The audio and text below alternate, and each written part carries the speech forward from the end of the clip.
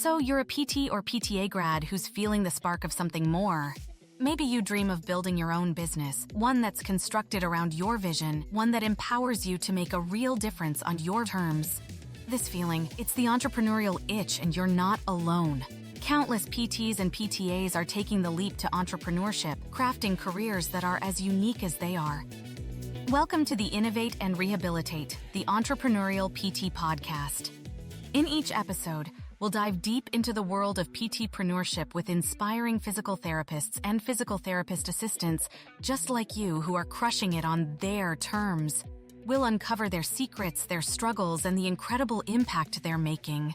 From building your PT boss dreams to navigating the business side of things, we'll equip you with the knowledge and inspiration to turn your vision into reality. So, whether you're just curious about starting your own business or you're already out there making your dreams a reality, this podcast is for you.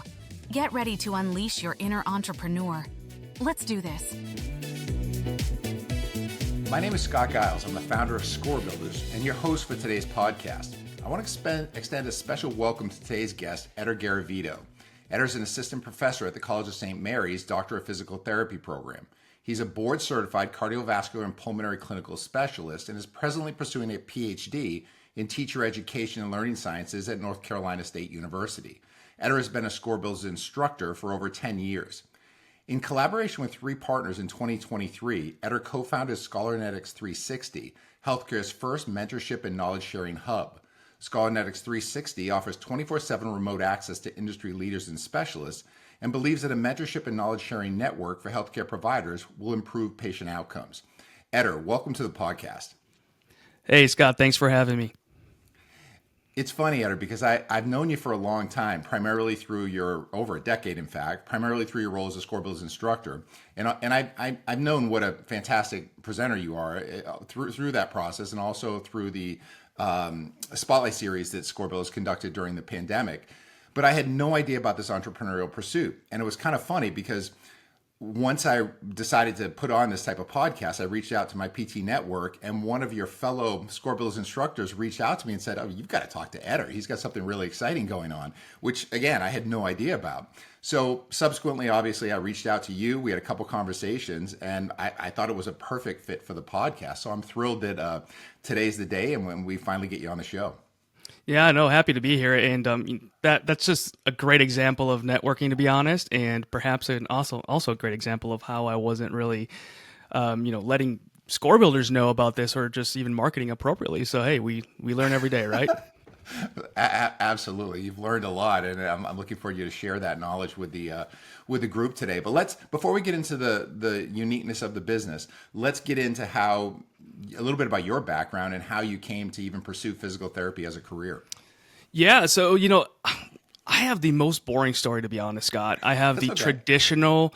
I tore my ACL and I went to PT, but there's a little bit of a background behind that. So I'm a middle child.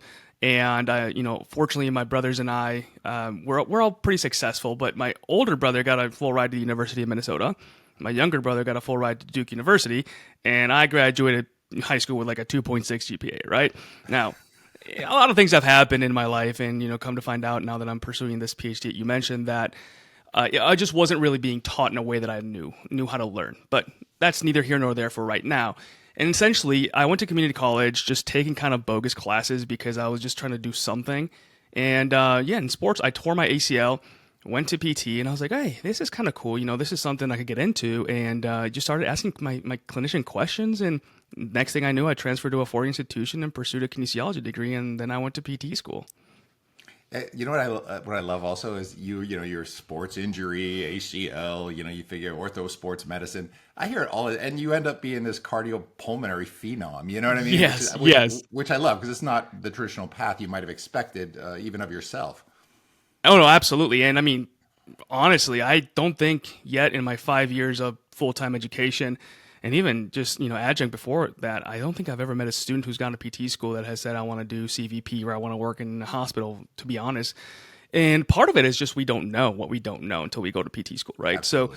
So, with that, I mean, I thought I wanted to do sports, and I kind of started getting bored in school about learning these stuff. I was like, I don't know if I love this so much. And then one of my professors, late professors now, who became a great friend and great mentor, he was a CVP guru. And not only was he a CVP guru, just the way that he taught and the way that he behaved and the way that he poised himself, I just looked up to him and I was like, I want to be like you.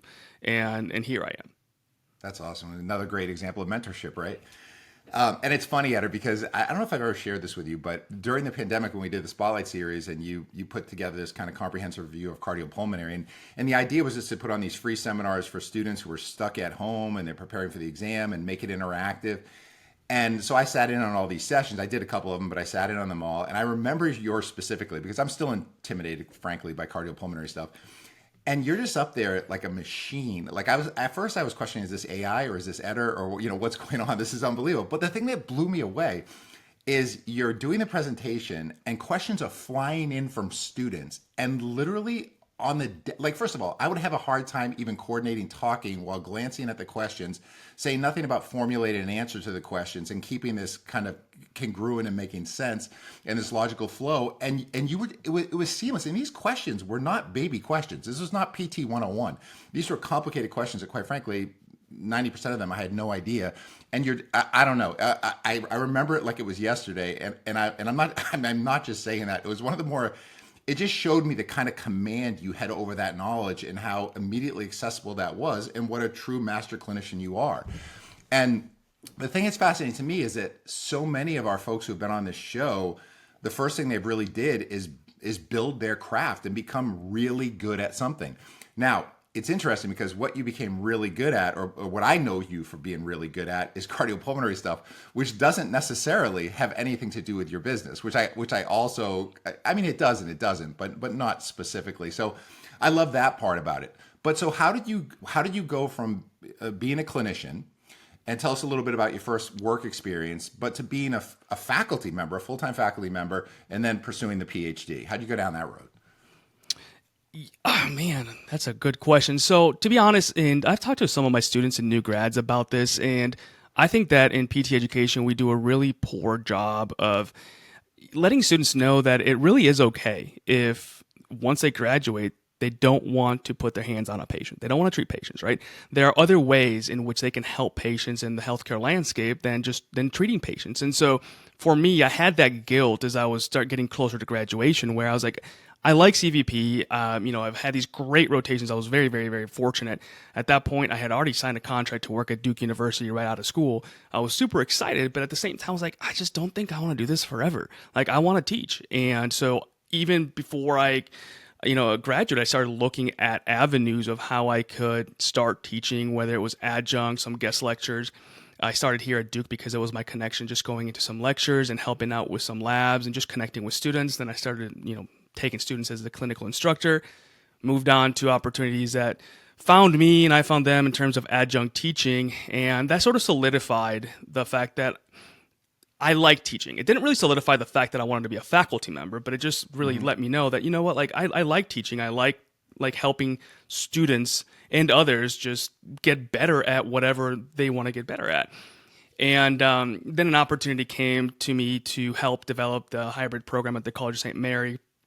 And so I jumped on it, honestly, on a whim. I don't regret anything about it, but at the same time, I started in November of 2019, so right before the pandemic, and then the pandemic hit.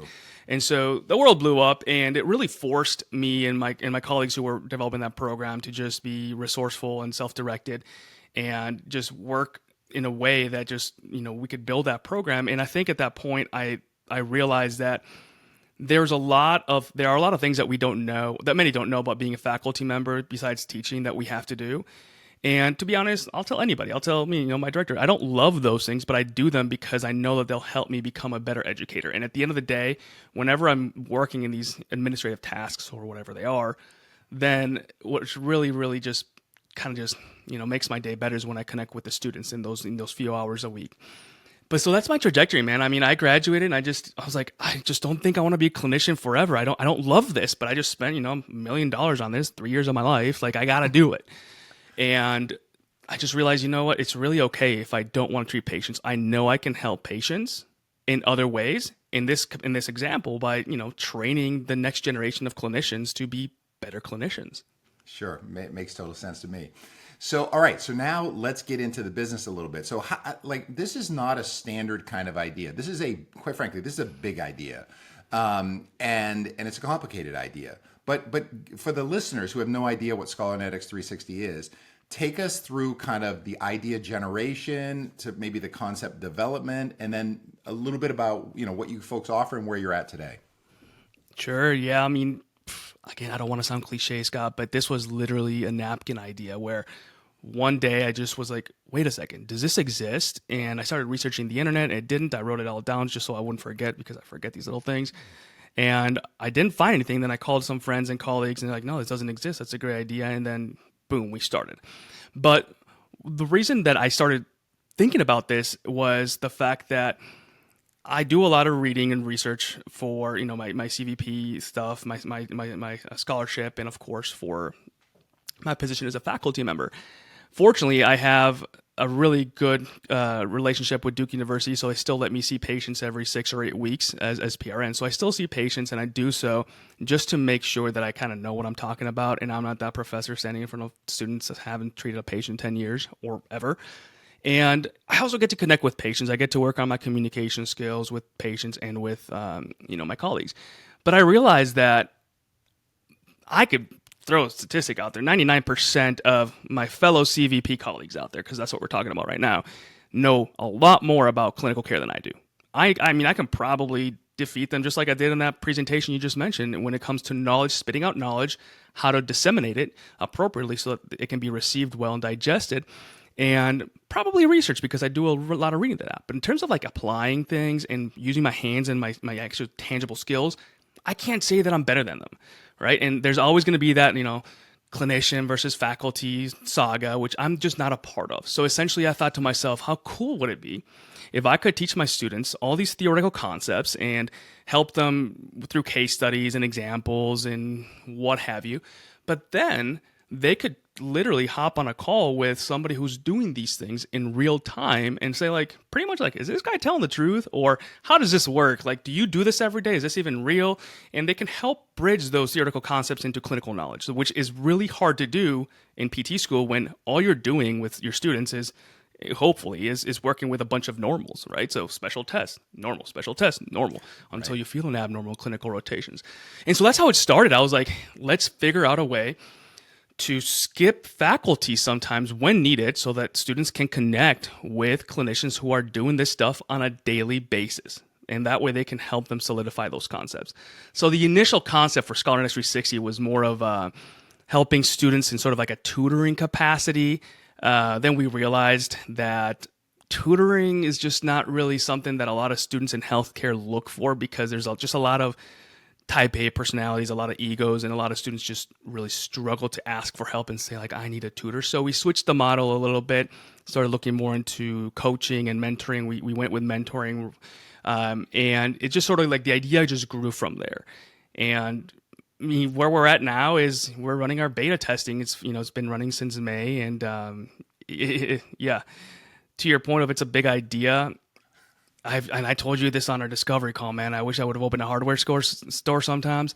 The idea has developed so much, and it's so much more than I can handle. So, we have a great team of people that we're working with, but it's growing a little bit every day. So yeah, it's fascinating. So what has been the reaction? Well, first of all, if folks are interested in participating in the beta, is there still an opportunity to be involved in this?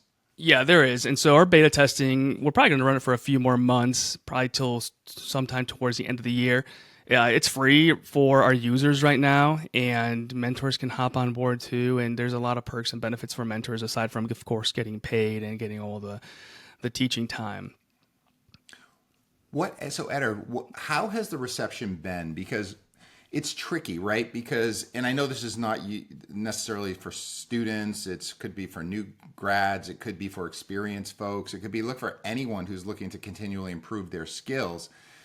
But especially early in the career, one of the challenges students face is that, as you said, your physical therapy education costs you millions of dollars.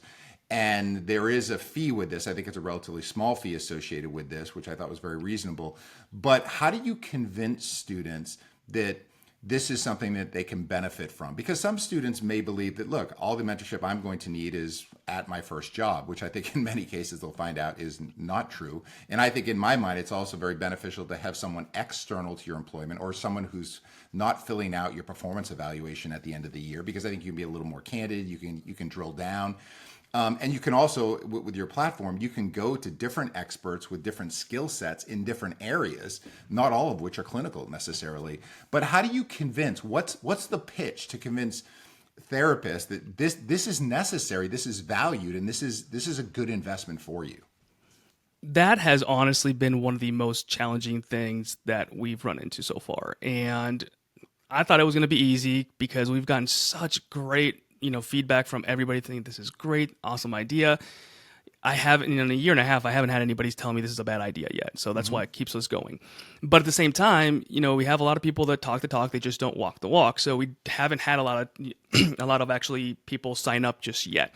What we've run into is, especially with students, is bigger fee, big or small. Many students don't like to pay that because, I've been in their shoes, right? And so we're still working with the pricing, our pricing structure. But what we've also run into is that, think of it like this. Let's say that you and I are PT school, right? And we're just doing really bad in a neuro course. And we studied for 10 hours for our neuro exam, and we just did not do well. The last thing that'll happen as we're drowning in that specific scenario is that we kind of come up to the surface of the water and say, I need somebody to mentor me. It's just not a term that we use as students. So I think there's this disconnect between like what mentorship entails and what we say in those situations is more like, I need somebody to help me with this content, right? And so helping, guiding, helping with some direction and even clinical knowledge and what have you, that is all sort of falls under the umbrella of mentorship. The problem we're running into is that we know that mentorship is good for everybody and it's needed and it's not out there. It's not accessible as it should be, but we're in this position where we are trying to convince people that they need something that they don't know they need. And that has been difficult, right? So we're in the process of changing our approach and changing our, even our target market as we're trying to figure out that, students, I think, need more guidance, help, assistance, tutoring for the most part. We will be there for them as if they need mentorship. But when a student graduates, even if they do get a mentor or not, wherever they end up, there are so many unknowns and they no longer have, the handholds of their faculty for the most part. So our new grads, our clinicians in the first, 5 so years, that's our target market right now that we're going after because ultimately they're the ones treating patients, and we want to make sure that they transition into the profession with confidence because ultimately, right, if you have a good mentor, somebody to guide you and support you, as you mentioned, somebody who's not filling out your evals, who there's not a power dynamic, who I can have a confident conversation with and it's not going to hurt me in any way, right. And I can hop to other clinicians if I need help with administrative tasks or communication or specific clinical knowledge, to really help those new clinicians sort of get rid of those unknowns, perhaps even feel more that they belong there, less imposter syndrome, and be less fearful and be more confident in their clinical skills so that whenever they go treat patients with any sort of condition and comorbidities, they feel confident doing so. And they feel confident doing so faster than they would if they didn't have that guidance. I think you made a compelling case for it. There's no doubt about it. But, certainly in any of these situations, when you're trying to convince people that there's a need, it is a much more uphill battle. Doesn't mean it's not. This could be one of the most important things that folks could invest their money in their entire career in terms of career advancement. But it's not like, hey, I know I need to eat. I know I need a coffee in the morning. I know I need. So you're right. You guys are kind of breaking down that barrier. But there's all kinds of industries that have done that over time, and now we view it as like, well, yeah, of course I need that. But you guys are just in that early stage. On the flip side, what about for mentors? Has it been? How's that challenge been in terms of building your network of mentors? Building the network of mentors has not been that difficult. Yeah, the thing behind it really is that we believe that. Again, let's go back to the 3 years of school and millions of dollars we all spent, right? Oftentimes in clinical practice, we are just overused in a lot of ways and underpaid, not only just by salary, but just in terms of how we're overused, right? For example, you don't get paid more just to take students on. So we believe that if anybody wants to hop on as a mentor on our platform and they fit the bill, that they need to be compensated for their time, because even just talking and speaking to somebody and educating them, you should be paid for that time because it's skilled knowledge. So there's a lot of benefits for mentors. I mean, they get paid for their time. We give them a certificate at the end of the year with all the hours that they spent on there. Some states will accept that as CEUs because we're an education company. We allow our mentors to connect with each other for free so that they can have that networking with our top mentors as well. There's when it comes to the money that they earn, we're developing this, but we're not quite there yet. We hope to build partnerships with, even maybe score builders, right, where they can purchase products at a discount straight from our website with the money that they earn, or other types of CEU courses or what have you. And we're also building a way where they'll be able to donate that money that they earn to charities, because at the end of the day, it's like Vegas money. They don't have it tangibly in their hands until they do, so they might be more apt at donating it. But with that though, like what we want to make sure that we do is that, unlike when you go to Walmart and they round up to the next dollar and that Walmart donates that money in Walmart's name, this money will be donated in the mentor's name so they can reap the benefits in their taxes, of course. And then the last thing that we're building at the very end, as we're going to get a 501c3 going, is a student scholarship where mentors can donate their specific amount that they earn from the platform into a student scholarship. More details to come later in terms of, the application process and things like that. But we hope that we have enough volume and enough funds every single year that we can hopefully give away some scholarships to students that were funded directly from our mentors in their name. That's amazing. So Eder, I mean, what about your business background? Because like I'm hearing like building, and I'm hearing tax terms, and I'm hearing first of all, building is expensive. This is an online platform, so there's a technology component, there's a design component, how are you folks funding this, and how did you find the people with the expertise in order to build the type of complicated platform that you folks obviously have? And I've seen it. It looks very nice, very professional. Yeah, I appreciate that, Scott. Starting with my business background, I have none. I have none, man. Just observation throughout the years and a desire to just own a business at some point. I didn't know what. But, I think there's a good message there, because I think there's a lot of people out there that want to start a business, but they're too afraid to do so. One thing that I did is I searched online, and I hired a business coach, best investment I've ever made. She really, really helped us. And to that point, I was in this sort of crux of, is it the right time to do it? Is it not? Maybe it's like having children. There's no right time to do it. It just felt like I needed to do it now before somebody else does. And so I found myself in that place, at that time, I found myself in a place where I was no longer the person on the other end watching people develop businesses on LinkedIn and saying, I wish I was them. I was that person doing it now. I didn't know what I was doing. I didn't know what articles of organization was. I don't know what the Secretary of State was. But through daily just grinding, research, communication with back and forth with our business coach, I figured all those things out. I have this entire document that I just brain dumped a whole bunch of stuff and tasks, and I would prioritize them in terms of what I thought was more important to do, and the timing in terms of which month or which day I would try to get those things done. And I can't tell you how many of those tasks I flagged as this is making me lose sleep at night. I have no idea how to do this. How is this going to work? And it's done, right? So it was just a matter of getting to that point and having the support and also the ability to be self-directed in researching these things and, getting valid knowledge online and from other people to be able to cross those barriers.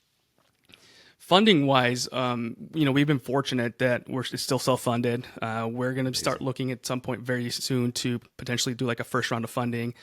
We're looking at an accelerator as well, all those sorts of things. But at the end of the day, I think it's very important just to make sure that you build a team that has knowledge in different ways, right? A diverse team.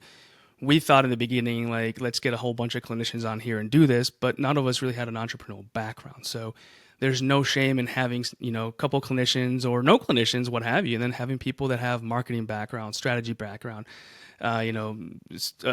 business startup backgrounds, all those sorts of things. So a little bit at a time, and through a lot of diligent research and just communication and conversations, we've built a team that has really been amazing, especially our developing team. They're incredible. Like I think I told you in the discovery call, in a year and a half, they've said no to like 2 or 3 things. Otherwise, they're like, sure, give me a week, we'll do it.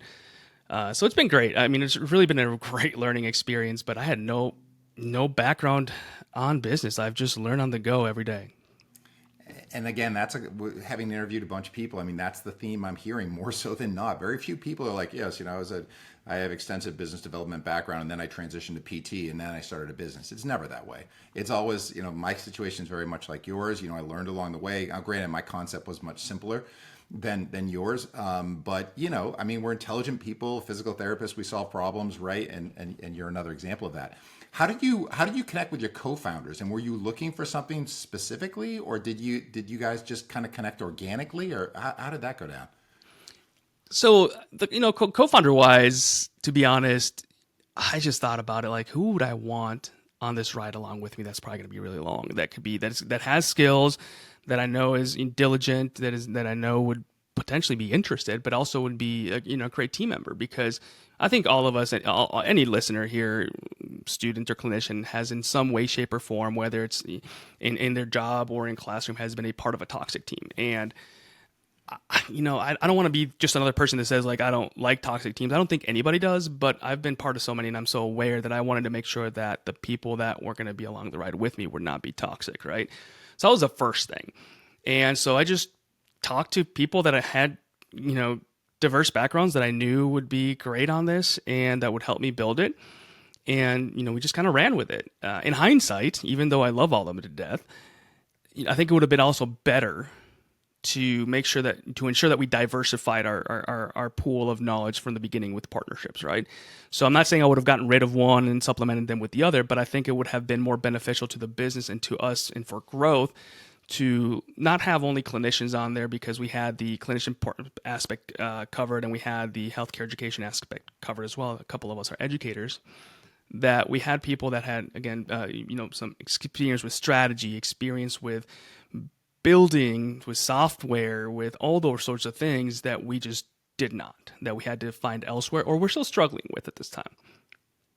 Yeah, and I think that's a normal evolution. But again, how do you know when you haven't been through this journey? And quite frankly, people who have been through this journey still find themselves in those same situations, because you just can't prognosticate the unknown, and that's kind of what it comes down to. So how do the folks involved, how do you kind of divide your roles and responsibilities, and how do you keep each other accountable? Because again, I don't know about your other founders, but I know for you have a regular job. You're going through a PhD program. You have a spouse who's I believe a nurse practitioner, who's also, I'm sure, extremely busy. Like, how do you balance all these things between your co-founders, your life, your PhD, et cetera? Yeah, I don't know, Scott, but I do know this. I'm stressed just asking that question. Yeah, right. I'm like, but I do know this, that I have an extremely supportive wife, and yes, I am horrifically busy, but my busy does not trump anybody else's busy. We're all busy in our own ways. So I don't like to just, often talk about all the things that I'm doing, because they come off intimidating, or I'm just so busy. But ultimately, I still believe that it doesn't matter who we are. It could be Jeff Bezos, for the sake of the conversation, that if there's something that we really care for, we'll make time for it. And so I think part of the reason why I've been so good at managing all these different tasks and things that you just mentioned is the fact that I transitioned to online education in 2019. Mm-hmm. And I went from, knowing exactly pretty much what I was going to do every single day as a clinician. Now, mind you, patients were different, but I knew my role. I knew what time I had to be there. I knew what time I had to leave, which days I had to work. To now, my director's in Arizona, and they sent me an email saying, hey, did you get this done? It's due tomorrow. I'm like, oh, no, right? And I could wake up at any time and do my work. So I became a very self-directed learner, a self-directed worker, where I developed my own calendars, my schedule, my routines. And I think that has really helped me manage all these things, where I sort of partition my day and like, okay, I'm going to wake up at this time, get ready for work, even though it's at home.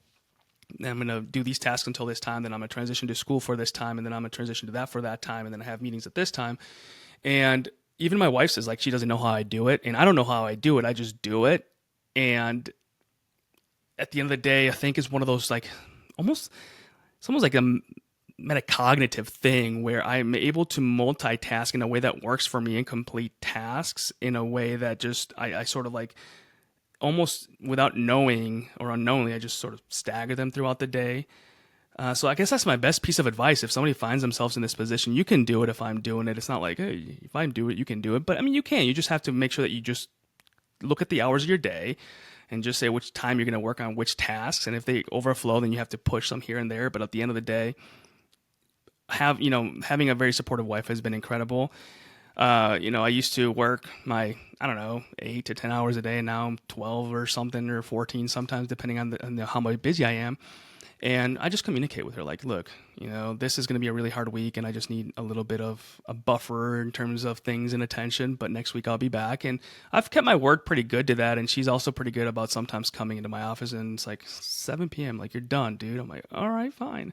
Because as you know, with your business even, I mean, you got ideas all day ruminating, and like, you just want to get tasks done.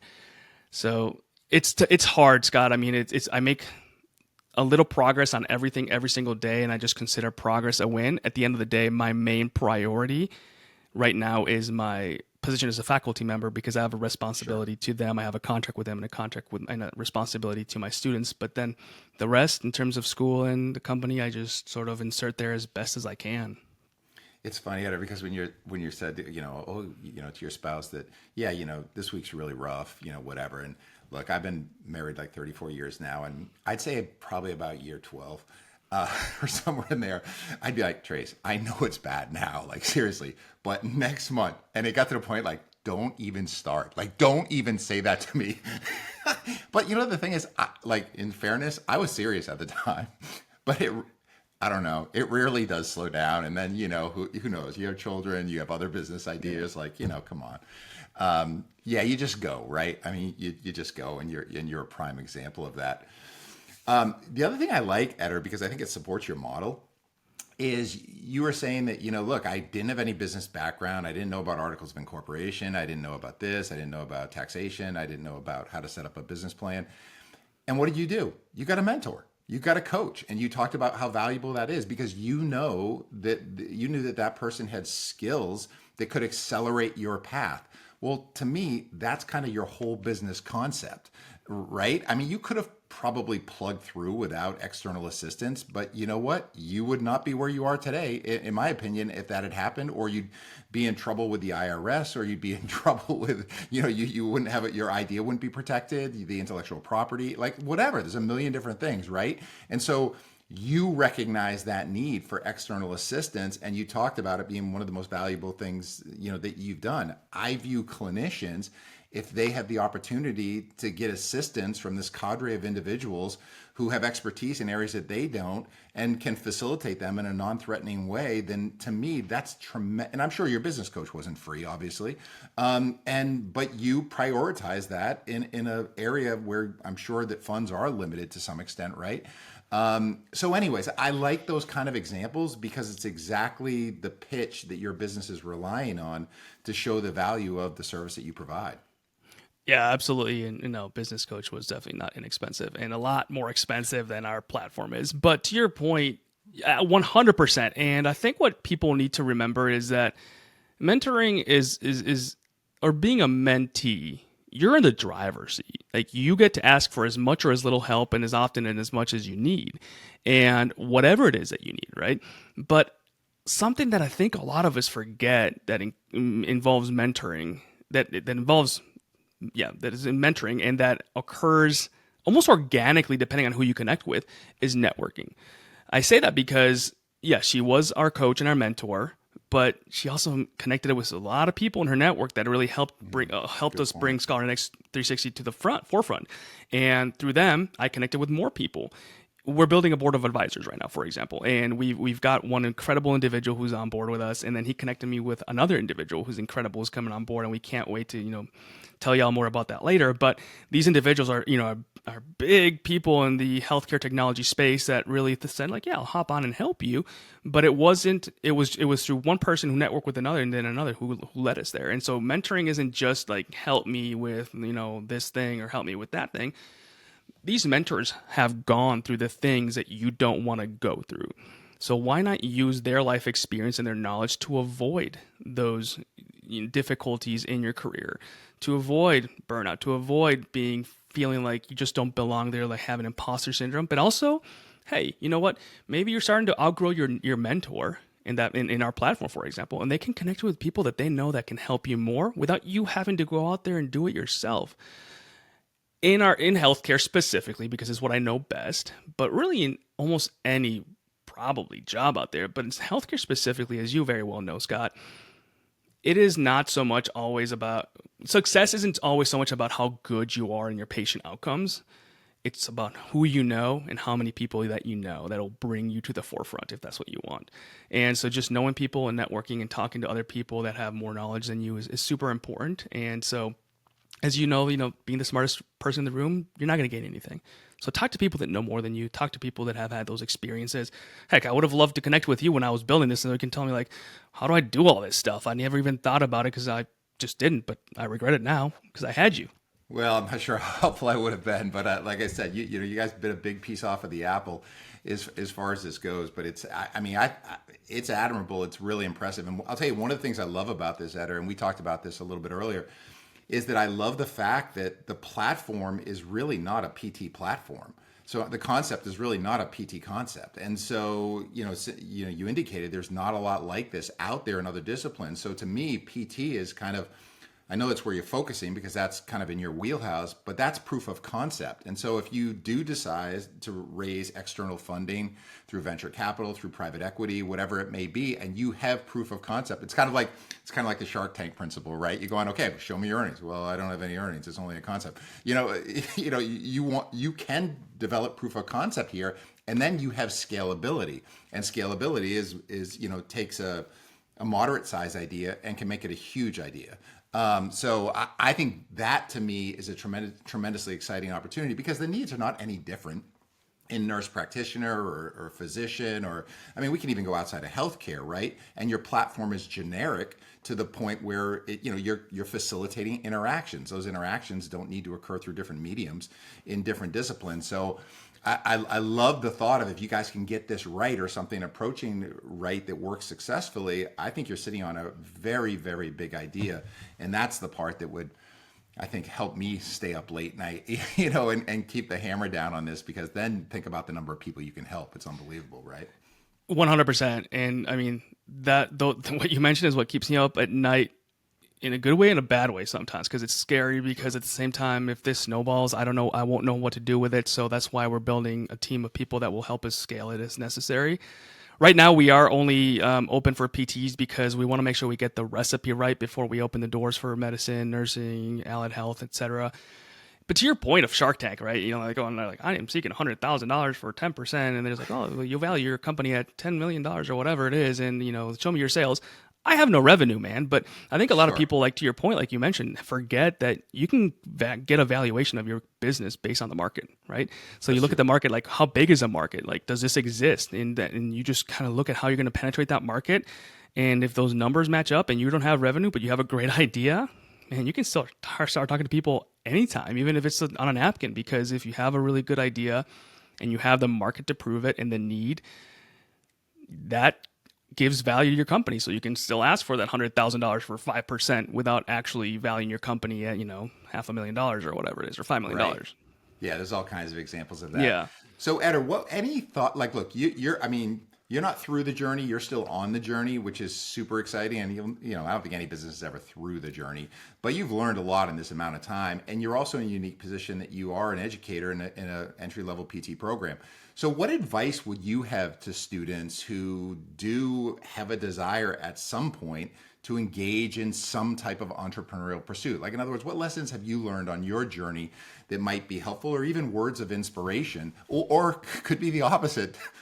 Stick to clinical practice. Don't go there. I don't think that's a message we're going to hear. But what do you think? What would be the most valuable for students to hear? Yeah, stick to whatever you put your mind to. The first message is this. When I first started this, and my brother and his wife, they have an economics background from Duke University, so they're like, this is, dude, starting a business is tough. I was like, I have the idea, like I just have to put it up on the drawing board. It's easy. It has been about 300 times more difficult than I ever thought it was going to be. Like, I don't want to deter anybody with that comment, because honestly, if this doesn't work out, Scott, like now I have so much knowledge to go into my next entrepreneurial journey. Like, I'll start right away. So just do it. Like, try it. If you have an idea, start searching how to, start the business, like how to, what type of business is going to be, like where you're going to register, and start looking for people that know. Heck, hop on Scholarnetics and talk to some of our mentors that have an entrepreneurial background that can help you. Sure. Seek people that know more than you to help you, because you'd be surprised how many people want to help you out there that have a lot of experience. It's just more of being able to seek these people out and just cold emails, cold texts, cold calls. But it is fun, man. I mean, it is so much fun. And, one of my partners called me yesterday. He's like, this is how, like, I think we're feeling right now and all these things. I'm like, you're describing my every single hour, dude. Like, yeah, I'm dying over here. But then, then I get literally a text message from somebody that I've been pursuing for a little bit, saying like, pretty much like, hey, let's talk. I was like, small win, I'm in, right? And just those small wins just keep you going, as I'm sure you know very well about, like, you develop a new product and you're like, I don't know if it's going to work, but you get a small win, eventually just like keeps you going and motivated. And just keep the end goal in mind, right? Like, if it's to make money, don't feel guilty. If you want to make money, cool. Like, we want to make money, but we're out there to help patient care. And the biggest thing that I've learned that I did not know was important, if you're starting a business specifically, if you're not just like, hopping on and just developing something that's out there already, is have an exit strategy. What's an exit strategy? I'm like, I don't know. What do you mean exit? Like, I love this. I've been working my whole thing on this. Well, no, at the end of the day, like, I want to hire people at some point to do the things that I do, that I'm doing right now. So, right. So as a founder, build it, get it going, and then eventually get people to do your job would be key.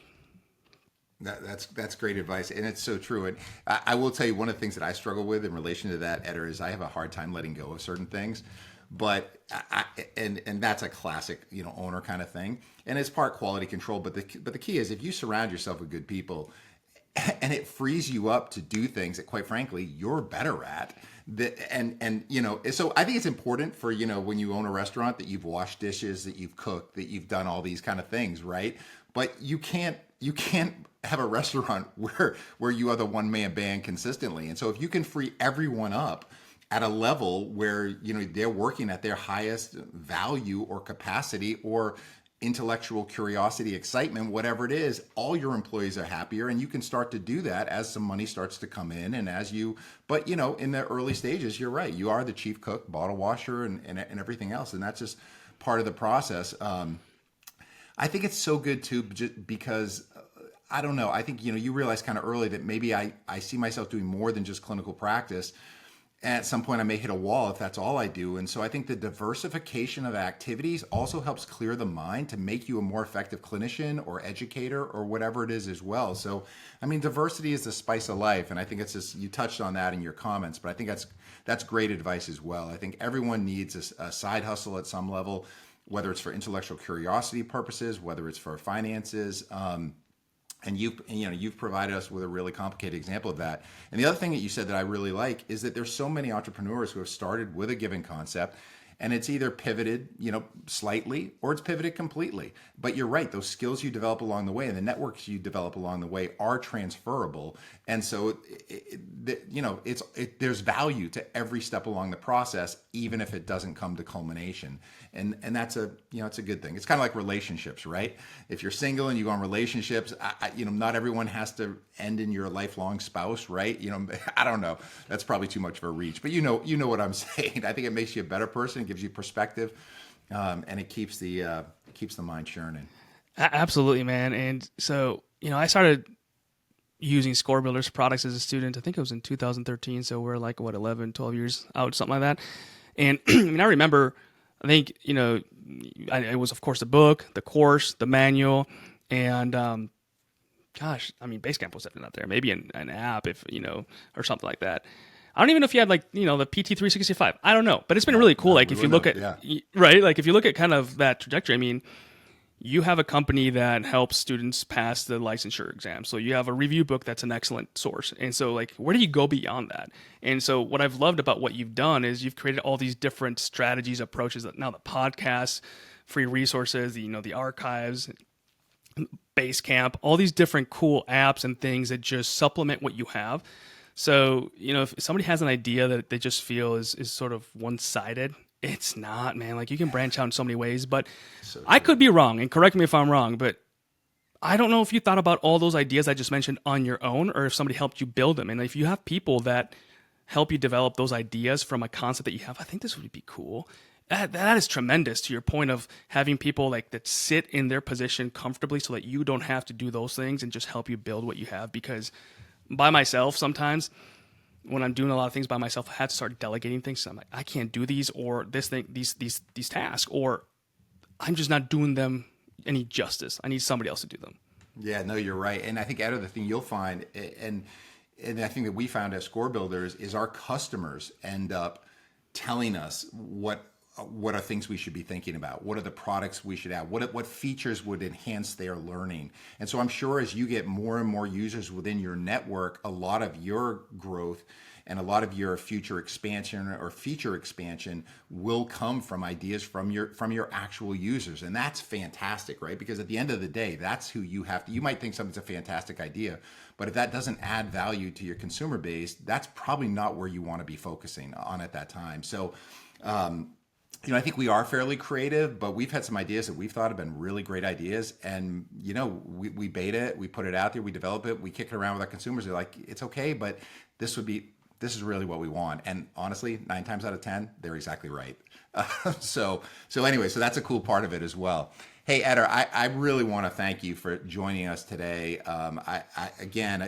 We go small, medium, large in terms of project size. This is a large project, and I have so much respect for you taking this thing on. It sounds like you're doing so many of the right things.